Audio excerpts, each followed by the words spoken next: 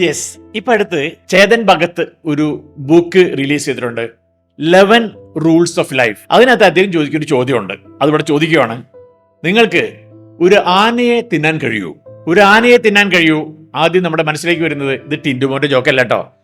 അതായത് ഫ്രിഡ്ജ് തുറന്ന് ജിറാഫിനുള്ളിൽ വെച്ച് ഫ്രിഡ്ജ് അടച്ചു, അതല്ല. അത് ചേതൻ ഭഗത് പറയുന്ന കാര്യം ആനയെ തിന്നാൻ പറ്റുമെന്നാണ്. ഒരു ആന ഏവറേജ് 3.5 ടൺ ഭാരമുണ്ട്, അതായത് 3500 കിലോ. ഒരു വ്യക്തി ഓൺ ആൻ ആവറേജ് 1 കിലോ മാംസം കഴിക്കുവാണെങ്കിൽ 3500 ദിവസങ്ങളെ കൊണ്ട്, അതായത് ഒരു 7-7.5 വർഷങ്ങളെ കൊണ്ട് ആനയെ മുഴുവൻ തിന്നു തീർക്കാം. 1/2 കിലോ കഴിക്കുവാണെങ്കിൽ അതിന്റെ ഇരട്ടി ദിവസങ്ങളെ കൊണ്ട് വേണമെങ്കിൽ തിന്നു തീർക്കാം.